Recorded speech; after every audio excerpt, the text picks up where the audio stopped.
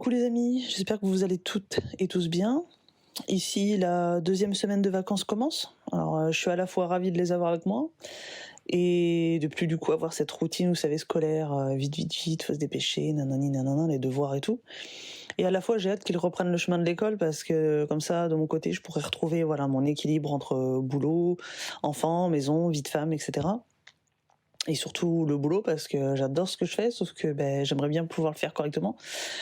Ou du moins être plus assidu, tout ça, pouvoir checker mes objectifs, etc. Et c'est vrai que c'est compliqué quand il y a des enfants à la maison, ce qui est tout à fait normal, mais bon. Voilà, donc vivement la rentrée aussi d'un autre côté. Mais bon, c'est le principe même de la vie, de sans cesse fluctuer, bouger, évoluer, donc bon, j'accepte et je me laisse porter.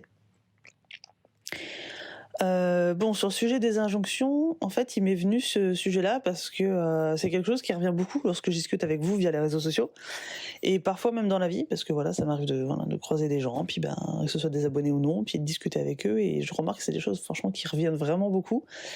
Et donc je remarque qu'on a toutes en tête des espèces de règles, vous savez, de choses dont on va se persuader. On pense que ce sont des règles en fait nécessaires pour vivre, pour bien faire les choses.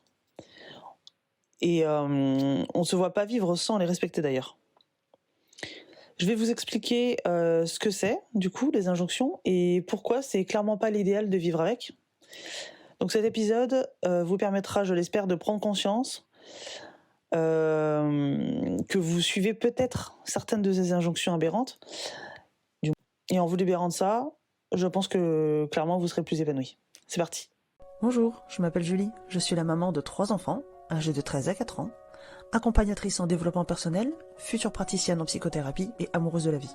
Je souhaite la bienvenue sur le podcast The Cocoon, un podcast dédié aux femmes qui veulent vivre une vie sereine et épanouie sans s'épuiser. Ma mission, c'est de vous guider dans la transformation de votre soi intérieur afin de vous donner les ressources pour transformer votre vie. Chaque semaine, je vous partage mes conseils et astuces, de l'inspiration, mes réflexions et mes phases d'introspection, afin de vous aider à reprendre la main sur votre vie, à faire de la place pour plus de self-love et d'alignement. Chaque jour, vivez plus en conscience. Apprenez à vous connaître et à incarner votre vérité. Grâce à ces épisodes, vous serez, je l'espère, prête à vivre l'une des plus belles pages de votre vie. Comme d'habitude, si vous aimez le podcast, la meilleure façon de le soutenir est de mettre une note de 5 étoiles sur la plateforme de podcast que vous utilisez. Ainsi, vous permettrez à d'autres personnes de le découvrir plus facilement. Ensemble, épanouissons-nous dans nos vies. Alors déjà, tout d'abord, qu'est-ce qu'une injonction ? Plus précisément, du moins. Les injonctions, ce sont des croyances, des règles qu'on assimile progressivement tout au long de notre vie, depuis généralement notre toute jeune enfance. En général, ça commence aux alentours de 3-4 ans et ça va jusqu'à 7-8 ans. On aurait tendance en fait à assimiler donc les injonctions via notre éducation, notre enfance, ce qu'on a vu de nos parents, ce qu'on a vécu parfois à travers eux aussi. Ou quand je dis les parents, c'est les figures d'attachement, les éducateurs, peu importe la situation de la personne, mais les personnes qui nous ont élevés en fait. Ça devient notre réalité, notre vérité. Ça devient vraiment le monde dans lequel on vit. On finit par se dire que ces croyances-là, ces messages-là, en quelque sorte, sont quelque chose qu'on doit suivre, qu'on doit être ainsi, vraiment qu'on doit être comme ça. Dans ces injonctions, il y a une notion de devoir et d'obligation. Une injonction, ça commence toujours par « il faut que »,« il faut être »,« je dois faire ceci, je dois faire cela »,« fais pas ci, fais pas ça »,« fais comme ci, fais comme ça ». Ok ? Ça devient tellement automatique, en fait, qu'on se questionne même plus sur la source de cette injonction, d'où elle vient. On ne se demande pas qui est-ce qui a décidé ça. Est-ce que je suis obligée de suivre ça ? D'où est-ce que ça provient, cette injonction ? C'est tellement ancré en nous, en fait, qu'on est persuadé que c'est comme ça et pas autrement. On ne pense pas au fait que y a d'autres façons de penser, d'agir, qui sont possibles pour nous. Ça nous vient entre autres de nos parents, de nos éducateurs, comme je disais tout à l'heure, des personnes qui nous ont élevés, qui nous ont répété, ces choses-là depuis qu'on est tout petit, comme par exemple, sois fort, t'es un homme, ne pleure pas, dépêche-toi, ou tais-toi, tu parles trop, etc., etc. Qu'est-ce qu'on peut en déduire ? En fait, si on nous le répète sans cesse, ça finit vraiment par devenir des injonctions, des messages qu'on assimile que notre cerveau va assimiler progressivement. Par exemple, sois fort, tais-toi, t'es un homme, ne pleure pas. Un petit garçon qui entend ça tout le temps, il va finir par en faire une injonction selon laquelle il va vouloir vivre toute sa vie. Il va penser que c'est comme ça qu'il doit être et pas autrement. La déduction de ce message, c'est je dois toujours être fort pour être un homme, un vrai. Être un homme, un vrai, ce n'est pas pleurer, c'est juste avoir des muscles ultra développés et jamais pleurer. Je ne dois vraiment pas faire preuve de vulnérabilité, etc., etc. Vous avez compris l'idée. Cette injonction, elle va vraiment se consolider en la personne une croyance selon laquelle il va vivre toute sa vie. À l'âge adulte, la personne n'arrivera plus à faire preuve de vulnérabilité, par exemple, de lâcher prise, ni à compter sur les autres. Elle voudra être forte tout le temps. Attention, hein, c'est un exemple, mais ça vaut aussi pour nous les femmes. Si on a grandi avec l'injonction d'être forte, ou avec ce modèle-là de femme, on sera davantage amené à être dans la contenance de nos émotions, à pleurer en cachette par exemple, je suis sûre que ça vous parle, à penser qu'on doit être sur tous les fronts, comme gérer la maison, les enfants, le boulot, etc., sans aucune aide, sans aucun relais. Même si on nous le propose, on va être du style à dire ah non, c'est bon, je gère. C'est mon rôle, c'est à moi de faire. Ok ? Et attention, ça n'a rien à voir avec le fait d'être féministe ou pas d'ailleurs. Hein. Souvent, la plupart des femmes d'ailleurs, qui sont comme ça, sont féministes pour autant, et simplement, en fait, elles s'en rendent pas compte. C'est tellement ancré qu'elles s'en rendent même plus compte. L'injonction « dépêche-toi », si une personne entend ça sans arrêt, elle va finir par en déduire qu'elle est toujours en retard, ou qu'elle est trop lente, ou pas assez rapide. Elle se persuade qu'elle est trop lente. La personne, en fait, pourrait s'interdire certaines activités ou certains jobs, par exemple, qu'elle aimerait pourtant vraiment faire. Mais comme elle pense qu'elle est trop lente pour ça, du coup, elle va lâcher l'affaire. Ça va vraiment conditionner sa manière d'être. L'injonction « tais-toi, tu parles trop », si vraiment c'est quelque chose qui est répété, genre vraiment tous les jours, tout le temps, du matin au soir, avec ce message-là, la personne comprend, je dois pas m'exprimer, ou dire ce que je pense. Surtout, je dois pas faire de bruit, je dois être discrète et rester à la place qu'on m'attribue. Donc réfléchissez bien au message que vous avez entendu, vous, quand vous étiez enfant. Je vais vous en parler après à la fin, vous donner des petits tips, etc., des petits trucs à faire, mais voilà, déjà là, commencez. Les autres types d'injonctions, ça peut vraiment provenir de messages qu'on va intégrer dans certaines situations et dont on va se persuader. En fait, on expérimente quelque chose et on interprète la signification. On s'en persuade et on crée une injonction qui va régir après notre comportement le reste de notre vie. Si, bien sûr, on n'a fait pas ce travail de déconstruire. Pour vous donner un exemple. L'autre jour, en fait, je discute avec une maman qui a fait appel à moi pour une problématique. Voilà, je ne rentrerai pas dans les détails ici, mais je vous donne un exemple de ce qui en est ressorti. Bref, elle m'explique en fait qu'elle a beaucoup de migraines à cause d'un burn-out, etc. Et qu'elle a du mal en fait à supporter son enfant parce qu'il il est vif, comme la plupart des enfants, hein, et que depuis une semaine, là c'est bizarre, elle le reconnaît pas parce qu'il est devenu hyper calme. Du coup, bref, je travaille avec elle et tout, on discute. Et elle finit par comprendre en fait que son enfant, il entend constamment « Maman, elle a mal à la tête quand tu fais du bruit ». L'interprétation que son enfant finit par faire, c'est « Quand je fais du bruit, je rends malheureux les autres, je cause du tort. À cause de moi, maman a mal à la tête ». Donc la jonction se crée non pas parce qu'on lui a dit de se taire, mais parce qu'il a interprété cette phrase de cette manière-là. Donc évidemment, vous allez me dire, oui, mais bon, on peut pas, si on a vraiment trop mal au crâne, on va pas laisser continuer à faire du bruit et tout si notre tête va exploser. On est bien d'accord. Ça va sans dire que c'est pas possible. C'est pour ça qu'il faut vraiment choisir ses mots et avoir une communication non violente, etc. Bon, bref, ça pourrait être l'objet d'un autre épisode de podcast, ça a déjà été d'ailleurs l'épisode pas l'épisode, mais le sujet d'un réel sur Instagram, si jamais vous voulez aller me suivre dessus, mais voilà, pour les grosses lignes. Donc, dans des situations où on a l'impression que ce que l'on fait n'était pas assez bien, l'injonction qui se crée peut-être, soit parfait, ou soit parfaite, peu importe. Cette injonction, en fait, elle va nous suivre, genre vraiment toute notre vie. Cela finit par devenir 1, 2, 3, 4. Ça finit vraiment par devenir un syndrome de l'imposteur, en fait, pour la personne. Ça, on pourrait y revenir aussi, ça pourrait être un autre sujet. Il y a beaucoup de sujets. Mais voilà. Quand on vit avec cette injonction, on a constamment l'impression qu'on n'est jamais assez, en fait. Jamais assez bien, jamais trop ceci, trop cela. Jamais assez. Et qu'il vaut mieux ne rien faire que de faire quelque chose d'imparfait. On se dit que si on n'est pas parfait, on n'est pas méritant. Quand quelqu'un entend sans cesse « S'il te plaît, fais plaisir à un tel, fais ceci, fais cela. Si tu fais ceci, cela, il sera content, elle sera contente. » La jonction, c'est « T'es fait pour faire plaisir, tu dois faire plaisir.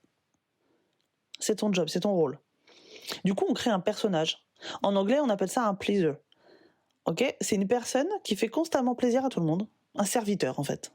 Souvent, après, on retrouve des adultes qui se placent en position de serviteur, qui se sacrifient pour les autres, vraiment, et qui ont le pire, c'est qu'ils ont l'impression de le faire par plaisir. Parce que c'est tellement ancré en eux, depuis l'enfance, hein, généralement, que du coup, ils ont l'impression que c'est bon pour eux, ils ont l'impression que c'est fait avec plaisir. Mais c'est du bullshit, en fait. Ok, c'est vraiment une injonction qui s'est installée dans leur cerveau. Et en réalité, non, se sacrifier, ça n'a jamais été bon, en fait. Se faire passer toujours après les autres, systématiquement, attention, ça n'a jamais été bon pour qui que ce soit. Et ça, j'ai pu le voir de près dans mon entourage. La personne ne réalise d'ailleurs à l'heure d'aujourd'hui toujours pas qu'elle est comme ça.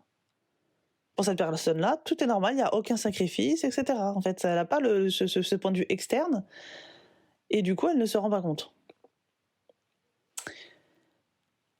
La société, de manière générale, comporte beaucoup d'injonctions. Ok ? Ça vient souvent sous la forme de, comme je vous le disais tout à l'heure, de il faut pas, faire ceci, faire cela. Sans qu'on sache d'où ça provienne, en fait. Ou encore qui a dit ça, etc. Mais on y croit. Parce que ça se répète de génération en génération. Ça peut provenir d'adages, de dictons, de métaphores, connus de tous, hein, attention. Hein. Mais c'est tellement ancré dans notre culture, dans nos sociétés, etc., ou dans nos familles, etc., que du coup, on s'en rend plus compte. Il est vraiment assimilé et on va suivre ces, entre guillemets, ordres-là. Parce que c'est vraiment dans notre subconscient. Et du coup, on le questionne même pas. Par exemple, le fameux, alors ça c'est le bonbon sur la Garonne, c'est le top du top, je crois. Il faut souffrir pour être belle. Je suis sûre et certaine, je peux mettre mes deux mains à couper, que vous l'avez déjà entendu. Personnellement, je me rappelle très très bien de ma grand-mère qui me disait ça lorsque elle me coiffait les cheveux quand j'étais en vacances chez elle en Sologne, quand j'étais petite. D'ailleurs, je vous conseille cette région, elle est magnifique. Si vous partez en vacances, allez-y, c'est trop beau. Et que voilà, en fait, elle me coiffait et vraiment, ça me tirait les cheveux, en fait. En plus, bon voilà, clairement, c'était pas la femme la plus douce du monde. Bon, ça change pas que c'était une super grand-mère. Mais voilà, c'est complètement faux, on est bien d'accord. On n'a pas besoin de souffrir pour être belle, ça n'a rien à voir. En plus, vous remarquerez que c'est hyper sexiste comme propos, que ça s'applique que ça ne s'applique qu'à la gente féminine, et on continue de l'entendre partout, même en 2023. Alors, moi, ça me dérange profondément d'entendre ça encore en 2023. Vous savez, voilà, pour ceux qui me suivent depuis longtemps ou surtout sur les réseaux sociaux, que voilà, je suis une personne qui est féministe, etc., qui défend les droits des femmes, ou tout simplement qui défend l'égalité et l'équité homme-femme. Donc, entendre ça encore en 2023, c'est n'importe quoi. Même si je suis pas surprise, au vu de la société dans laquelle on vit actuellement, encore. Lorsqu'on va faire une épilation, par exemple, parce qu'on est persuadé que ça va nous rendre belles. Même si je pense pas que ce soit forcément un gage, un signe de beauté. Mais c'est le premier truc qui me vient en tête. On a souvent mal. On va se dire, ou on va entendre, oui, mais il faut souffrir pour être belle, madame. Mais, je comprends pas. What the fuck? C'est quoi cette excuse? Tout le monde la connaît. Et on continue à la suivre. Même si on sait que c'est faux, hein. On continue, on est dedans, quoi. Hein. Bien, quoi. Deuxième exemple, il faut choisir. Ça, souvent, je sais pas si vous vous en rendez compte, en fait, c'est tellement, comme je vous dis, tellement ancré que des fois, on s'en rend même pas compte en vrai. Mais des fois, souvent, on vous dit, ah bah si, il faut choisir, hein. T'as pas le choix, il faut choisir. Mais qui a décidé qu'il fallait choisir? Moi, je fais partie des gens qui pensent qu'on n'a pas à faire ça ou ça. Je pense qu'on peut faire ça et ça, on peut faire les deux. Alors, certes, tout simplement pas en même temps. Arrêtez d'avoir à choisir. D'autant plus que parfois, le simple fait de ne rien choisir, c'est déjà un choix en soi. Donc lâcher prise là-dessus aussi. Dans certaines situations, c'est bien de choisir, mais il faut choisir? Non. Ok? Ça ne doit pas être une obligation, une injonction. Autre exemple, changer d'avis comme de chemise. Le message qui est sous-entendu ici, c'est « faut pas changer d'avis ». Alors qu'en réalité, on peut bien faire ce qu'on veut. Ce sont nos décisions après tout. Si à partir du moment où ça blesse personne, que ça fait de tort à personne, c'est ok de changer d'avis. C'est pas parce qu'on a dit oui qu'on peut plus dire non ensuite, par exemple. On commence à en entendre parler d'ailleurs de ça au sujet du consentement, par exemple. Ça commence doucement à faire parler enfin, j'ai envie de dire. Dire par exemple à son partenaire qu'on est ok pour telle ou telle pratique, ça veut pas dire qu'on s'y est engagé jusqu'à la fin. On a le droit de se rétracter, et heureusement. Un dernier exemple, la gourmandise est un vilain défaut. Ça, on l'entend partout, dans les séries, dans les films, dans les livres, au quotidien. On l'entend tout le temps. Non. Bullshit encore. Énorme. L'excès de toute chose est clairement pas une bonne chose. Mais être gourmand, ça n'a jamais tué personne en vrai. C'est pas parce qu'on aime manger un carré de chocolat, noir, idéalement, une fois de temps en temps, que c'est une mauvaise chose. Ça va pas nous rendre obèses pour autant. Par contre, s'enfiler des Mars, des Twix, bref, je ne dois pas dire de marque, mais vous avez compris l'idée, du matin au soir, tous les jours, tout le temps, là, ça va poser souci, parce que vous serez dans l'excès. Mais se faire un petit kiff une fois de temps en temps, que ce soit pour l'alcool, attention, faut pas en abuser, justement, ou tout n'importe quoi, une fois de temps en temps, on est gourmand, c'est ok. Le tout, c'est de savoir se réguler. Mais ça n'a rien à voir avec la gourmandise de ça. Donc voilà, les injonctions nous disent comment on doit être ou ne pas être. On peut les questionner. J'ai même envie de dire, on doit les questionner. Nous sommes de plus en plus nombreux à les questionner d'ailleurs, et ça c'est top. Mais on vit toujours selon certaines injonctions. Le plus flagrant, je trouve que c'est vraiment changer d'avis comme de chemise. On se dit tout le temps qu'on ne peut pas changer d'avis comme on veut, alors que c'est faux. On peut aussi retrouver dans les dessins animés et les films, comme je disais tout à l'heure, ce ne sont pas forcément des injonctions à proprement parler, des ordres, des règles, mais plutôt des messages qui marquent et qui impactent l'esprit, même si on ne s'en rend pas directement compte. Même si sur le moment on ne comprend pas tout de suite. Tous les messages sont du coup assimilés et ancrés dans notre subconscient, dans notre dialogue intérieur. Ça devient notre réalité. Là, c'est en vous le disant que je suis en train de penser au fait que, par exemple, tout ce qui est de l'ordre du racisme ordinaire. Ça tombe bien, c'est le Black History Month, au mois de février. Le mois où on fête la culture noire des afro-descendants et des gens noirs. Eh bien, il y a plein de choses qui sont tellement ancrées dans la culture blanche, comme étant normales, que même si on est persuadé de ne pas être raciste, on peut avoir des comportements racistes. Et pourtant, c'est ancré en nous et on est persuadé que n'importe quoi. Attends, moi mon mari il est noir. Attends, moi ma meilleure pote elle est noire. Aucun rapport, ok? C'est tellement ancré qu'en fait on est la tête dans notre caca, on voit plus en fait. Il faut déconstruire tout ça. Donc pour vous aider à modifier vos injonctions, voilà ce que vous pourriez faire. Prendre conscience déjà des injonctions. Qui font partie de votre vie. Les questionner, les déconstruire. Vous savez que j'adore déconstruire. Que ce soit la sexualité, que ce soit la parentalité. Beaucoup la parentalité, j'ai beaucoup fait. Sur le boulot, etc. Plein de choses. J'aime beaucoup déconstruire.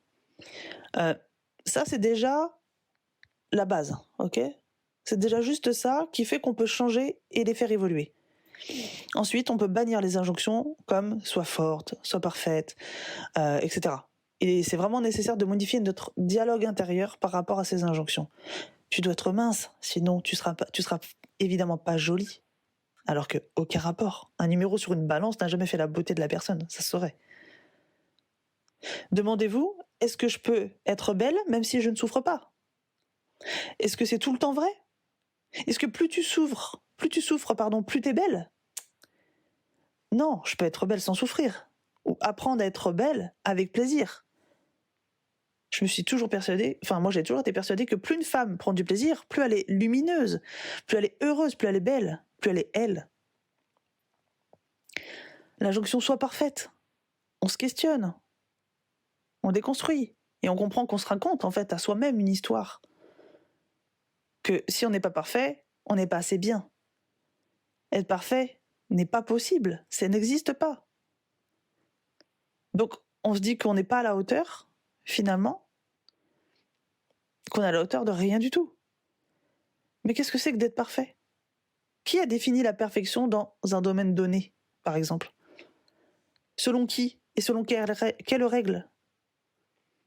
Si c'est pas parfait, ça veut dire que ça mérite pas d'être fait quand même. Est-ce que moi, vous, est-ce que vous n'aimez que des gens parfaits ? Bah non, évidemment que non, puisque ça n'existe pas.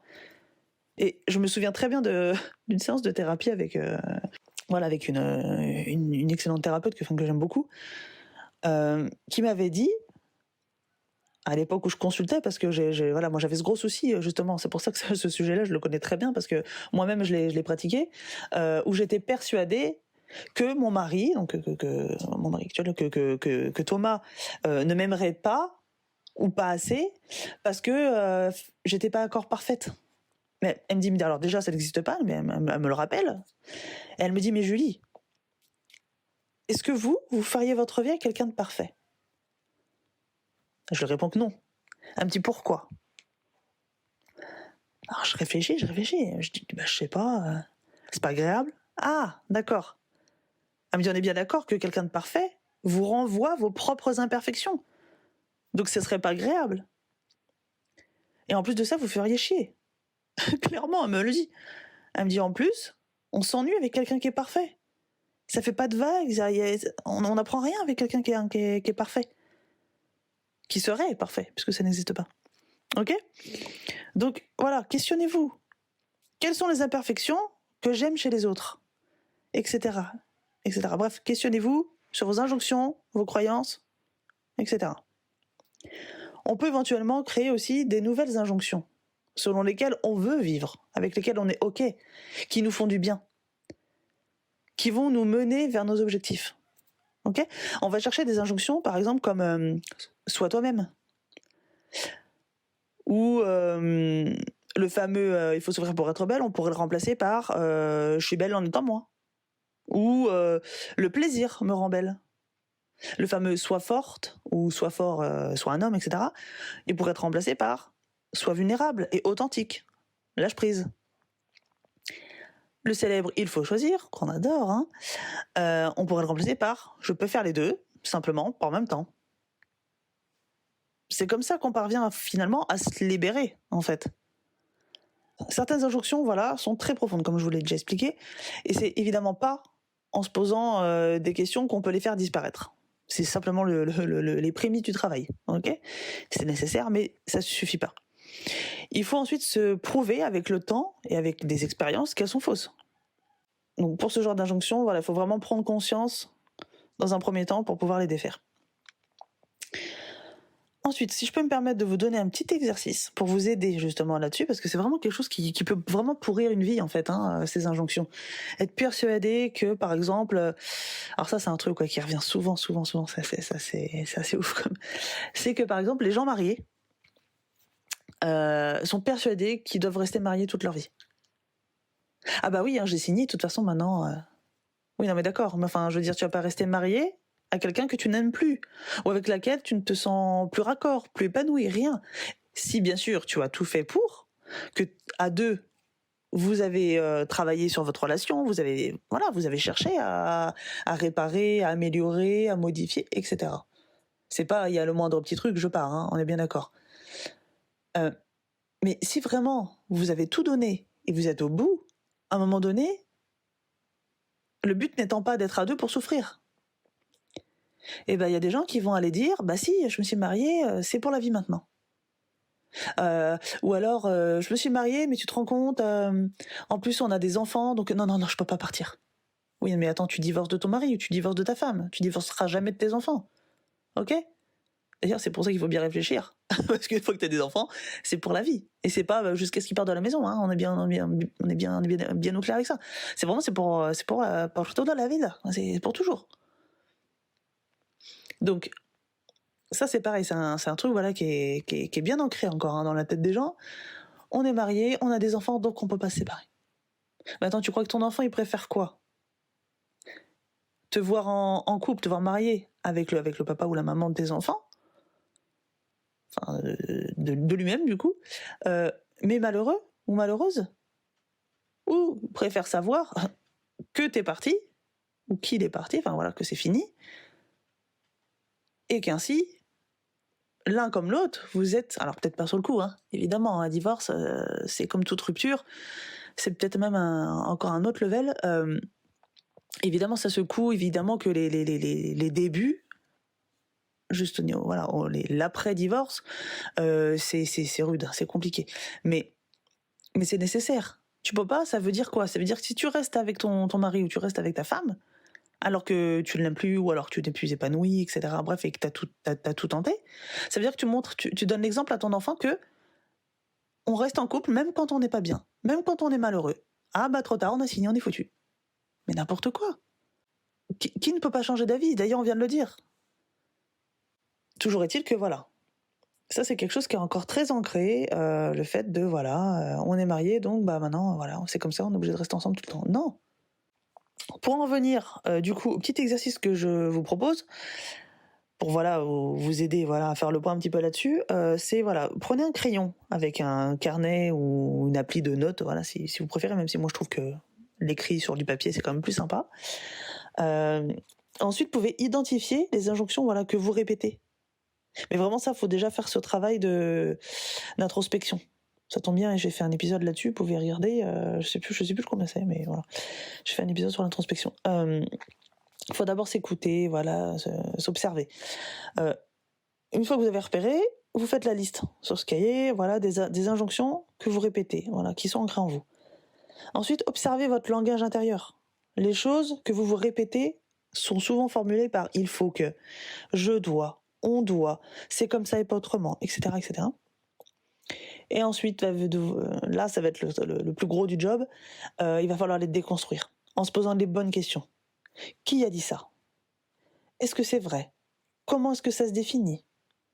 Est-ce que c'est toujours le cas?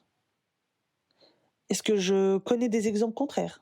Est-ce que je suis OK profondément avec ça, moi, et pas mes parents, et pas ma voisine, et pas mon patron, et pas la société?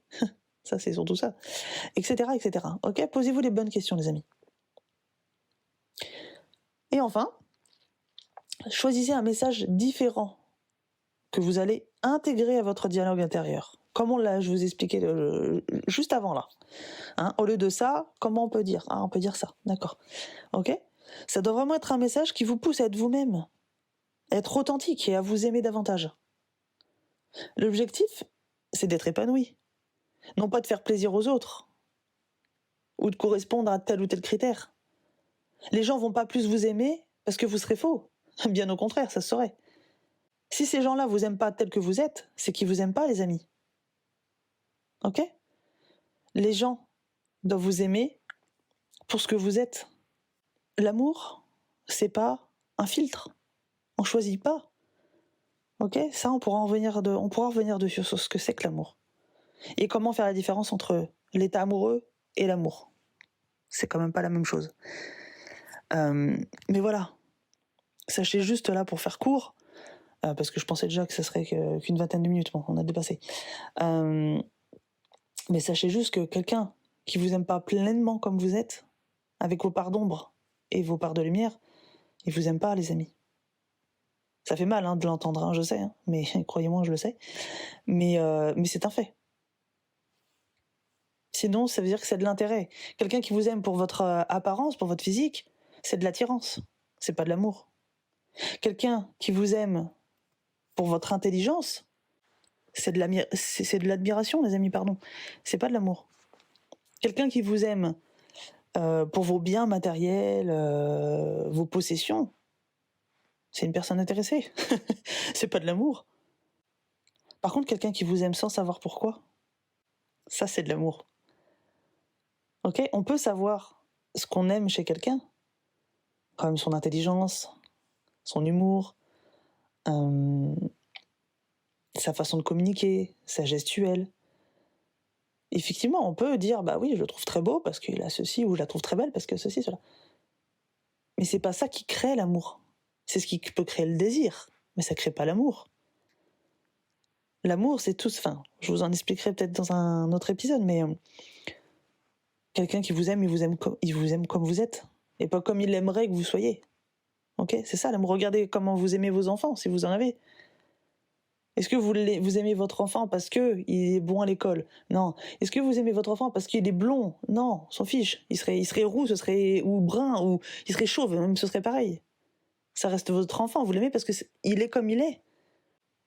Donc l'objectif, voilà, n'oubliez pas ça, c'est vraiment d'être épanoui, non pas de faire plaisir aux autres, ou de répondre à un critère ou un autre critère. Alors voilà les amis, j'espère que ça vous aura plu, et surtout que ça vous aura aidé. C'est sûrement le but. Je sais que vous êtes nombreux à vivre avec des injonctions au quotidien. Ça a été mon cas aussi pendant très longtemps, je vous dis, jusqu'à ce que j'ai commencé mon travail d'introspection. Donc allez écouter le podcast sur l'introspection, je vous le conseille pour un peu mieux comprendre, et pour compléter aussi avec celui-ci. Et puis d'ailleurs, certaines choses, encore aujourd'hui, à mon avis, je pense que j'ai encore certaines injonctions à travailler encore aujourd'hui. J'en aurai peut-être encore toute ma vie, parce que voilà, ça s'installe au fur et à mesure, mais voilà. En tout cas, merci de m'avoir écouté jusqu'au bout, les amis. Si vous voulez noter le podcast, ce sera avec plaisir. Et un grand merci d'ailleurs à celles et ceux qui le feront. C'est gratuit pour vous, mais pour moi, c'est beaucoup. Ça m'apporte beaucoup. Sur ce, je vous embrasse de loin. Je vous envoie plein de love. Prenez soin de vous. Et nous, on se retrouve très vite par ici et tout de suite sur les autres réseaux sociaux. Ciao.